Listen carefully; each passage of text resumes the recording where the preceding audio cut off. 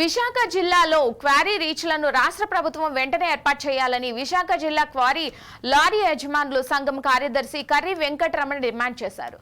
VJF press club లో నిర్వహించిన విలేకరుల సమావేశంలో ఆయన మాట్లాడుతూ విశాఖపట్నం జిల్లాలో quarry lorry owners welfare association ఆధ్వర్యంలో సుమారు 1000 లారీలతో ఇసుక ట్రాన్స్పోర్ట్ చేస్తున్నామని గుర్తు చేశారు. ఇసుక రవాణా చేస్తూ 10,000 కుటుంబాలు జీవనం కొనసాగిస్తున్నారని తెలిపారు.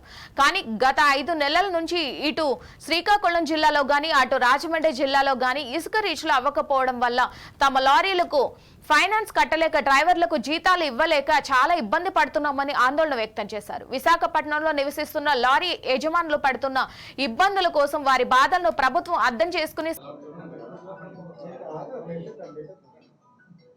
విశాఖపట్నం జిల్లాలోని రవాణా ట్రాన్స్పోర్ట్ మీద ఆధారపడిన లారీ యజమానులు, ముఖ్యంగా ఇసుక రవాణాదారులు విశాఖపట్నంలో చాలా ఎక్కువ మంది ఇసుక రవాణా ట్రాన్స్పోర్ట్ మీద ఆధారపడి ఉన్నాము. కానీ ఈ ఇసుక రవాణా మీద అనేక ఆంక్షలు పెడుతున్నారండి. ఈ ప్రభుత్వం అనండి, గత ప్రభుత్వం అనండి. ఇసుకని ఎందుకింత హైప్ చేస్తున్నారో అర్థం అవ్వట్లేదండి. ఏ గవర్నమెంట్ వచ్చినా సరే 2-3 సంవత్సరాలు రవాణాదారులు ఇబ్బంది పడుతున్నారు. దాని ముఖ్య కారణం ఆన్లైన్ విధానం అంటున్నారు. ఈ ఆన్లైన్ విధానం వల్ల 2014లో టీడీపీ గవర్నమెంట్ వచ్చింది.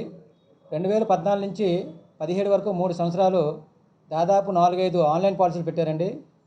ఒకటి డ్వాక్రా మహిళకి ఇసుక చెప్పారు, అప్పుడు కూడా కిరాయిలు మాకు సకాలంలో పడలేదు. తర్వాత డిఆర్డిఏ డిపార్ట్మెంట్కి ఇసుక ట్రాన్స్పోర్టింగ్ అని చెప్పారు, ఆ రోజు కూడా సకాలంలో మాకు కిరాయిలు పడలేదు. ఇలాగా ఆన్లైన్ విధానం అనేది ఎప్పుడు కూడా రవాణాదారునికి ఇబ్బందులు తెచ్చిపెడుతున్నాయి. వినియోగదారుని కూడా సకాలంలో ఇసుక సప్లై చేయలేక చాలా ఇబ్బంది పడుతున్నాము. దీనివల్ల ఒక్కసారి గవర్నమెంట్ అనేది పాలసీ ఆన్లైన్ విధానం అనేది కొంచెం అధికారులతో మాట్లాడి, ట్రాన్స్పోర్ట్లతో మాట్లాడి ఏ విధంగా వినియోగదారునికి అలాగే రవాణాదారుడికి ఎటువంటి ఇబ్బందులు లేకుండా ఈ ఆన్లైన్ పాలసీ పెట్టమని చెప్పి ఈరోజు ఈ సమావేశం పెట్టామండి. ఇలాంటివి ఎన్నో అనేక రకాల సమస్యలు, అలాగే మాకు కూడా ట్రాన్స్పోర్టింగ్ ఛార్జీలు మొన్న సీఎం గారు ఒక ప్రెస్ మీట్ పెట్టి కొంచెం రవాణాదారులు ఛార్జీలు తగ్గించుకోమన్నారండి.